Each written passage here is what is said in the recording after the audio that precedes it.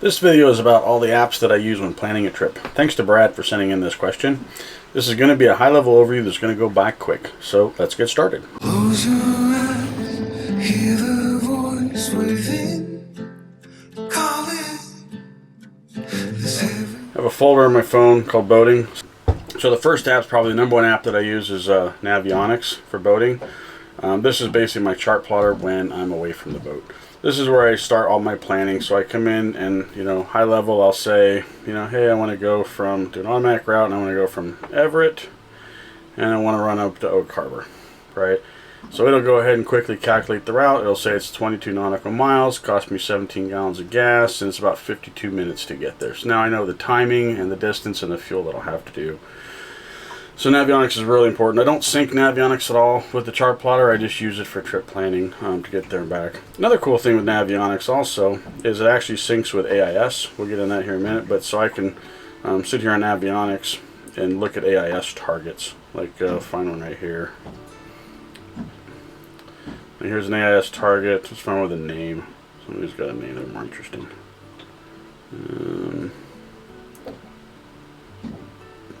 This guy, there's this guy, the channel. So if I see a target like this, actually I can hit question mark. Tell me that's the MMSI number for it. If I wait long enough, it'll actually tell me the name of the vessel. And it'll tell me how far away they are. He's doing 2.9 knots speed over ground. Kind of interesting to have this in Navionics to actually get AIS data in here too. Next app I use, most important, is Windy. So Windy's pretty cool. I look at it two different ways. I look at wave period, and I can move it around, so I can zoom it out, and I can move my pointer and say, oh, right here in the middle of the straits, it's 2 foot with a period of 3 seconds. Probably not a fun ride through there. I can say, well, if I went down to possession bar at 0 foot, then I'll usually flip it over and look at the wind, because that gives me a different kind of visual. And here, with the wind, moving around too fast. The wind, I can see, well, here's why. The straits, obviously, there's a westerly coming in, 13 knots coming in, and then obviously down further south, in Puget Sound, it's down to 2 knots, 1 knot, right? Anything under 10 knots is really nice. When it starts getting above 10 knots, it starts to get really bumpy. So I usually look for 10 knots or under. But the nice thing with Windy is I can fast forward, right? So I can look and say, what's it going to be like tomorrow? 11 o'clock. This would not be a good day to be out there, right? Looking at 20 knots of wind in the straits. And for me, I'd have to come out of Deception to get up through here. So this affects me a lot in deciding which way I go, whether I do Admiralty, Deception Pass, or Swinomish to get up to the San Juan Islands specifically.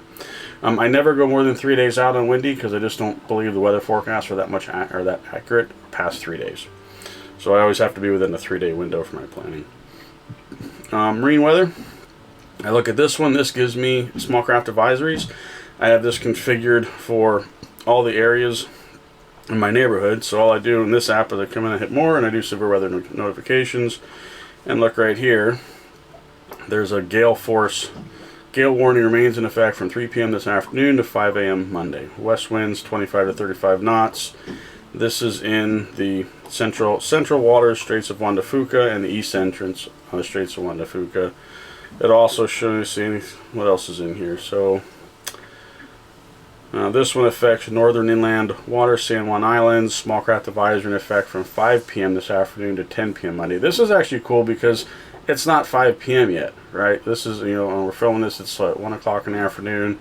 So this tells me in advance that they know there's going to be a small craft advisory in that area, right? So marine weather is really important. Let's see, eye tides. This I use obviously for current and tides. I'm going to show this to everybody here. This is really important. So if I do find from the maps, what I like about eye tides is there are, I'm going to go to Deception Pass specifically. There are tide stations marked by a T, and there's current stations marked by a C. Tide is the height of the water, current is how fast it's going. So specifically I want the current station when I'm talking Deception Pass. What I like about eye tides is I can move this bar. So this way I can walk this and say, okay, so here it's at 5 knots at peak. It starts to slow down. I'm looking for 4 knots or less. So at about, call it 1:45 this afternoon to about 4:30, is my window to get through Deception Pass. That's my gate being open, right? So it's really nice to be able to walk this curve, you know, and I can scroll out and look in the future, you know, what the prediction's supposed to be and figure out when my gate's supposed to be. Helps me a lot getting through Deception Pass and any other narrow passageways of that. And then the tides also, you know, are important too. I always look at that, like, let's see, alphabetical. I always do from the map. It's just easier visual. Come down here to Everett, which is where I'm out of.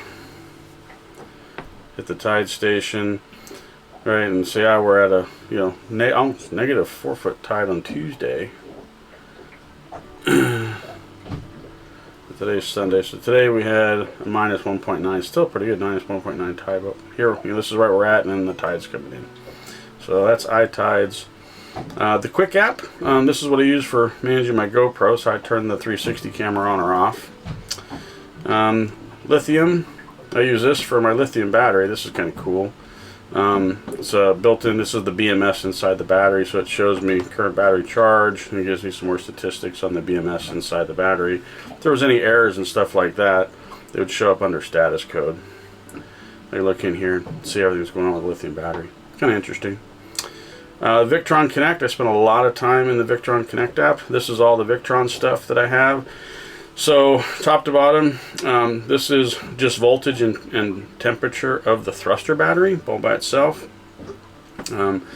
This is a voltage and temperature sensor for the engine battery, right? Then let's see, the one I use the most, obviously the battery monitor itself. It's like a fuel gauge for your battery monitor, or for your battery, right?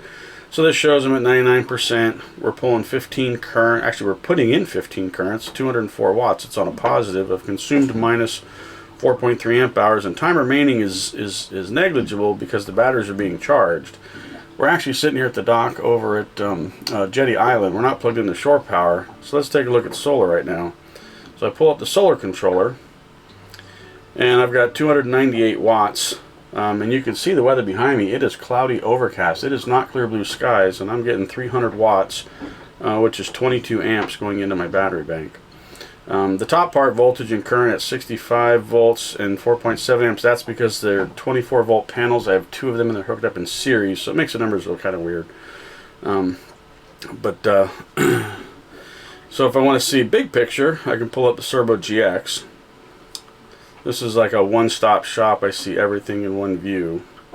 Hit the remote console, turn this. So this is showing me 304 watts coming in of solar. The boat's using 85 watts, which means there's a surplus. I've got 220 watts actually charging my battery while solar is providing all the power that we're using right now. I'm sitting here at the dock. Let's see, next page, marine traffic. This is actually kind of cool. This is AIS data.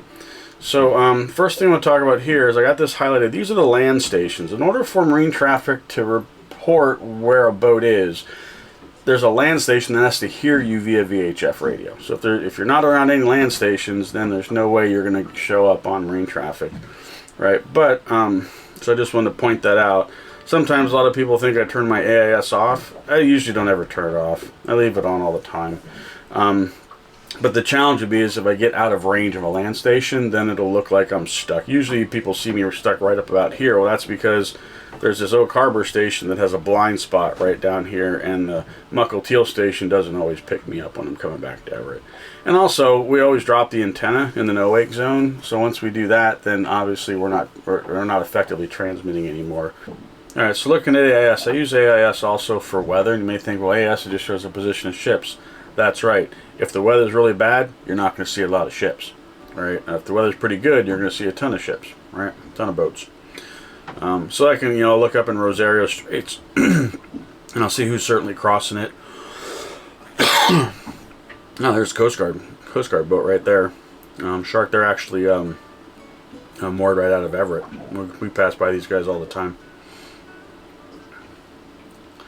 There's the Coast Guard cutter, Blue Shark. So that's what I use for marine traffic. You can always find us on here too. You just come in and you search for channel surfing. We're the only channel surfing that shows up, which is kind of interesting. Alright. Open signal, I use this for benchmarking where I'm at on Wi-Fi to know how good of a signal I've got. We'll see we're getting right here where we're at. So 44 megabit down, looks like about 30 megabit up. Instead of sitting there waiting on my phone to time out, I'll do this to get a better idea of where I'm at. Vessel finder is similar to marine traffic. It's just a competitor of marine traffic, so I kind of go back and forth between the two. Same thing, like I said, I'm looking at it more from a weather standpoint to see what kind of boats and where most everybody's traveling. Pump out navigation, pump out nav, finding the most closest pump outs and stuff. Sometimes the pump outs will be broke, right? And this is often good for telling me that. But this, you can see where all the pump out stations are in the Puget Sound and San Juan Islands, right? And actually, if you look right here, there's a red one.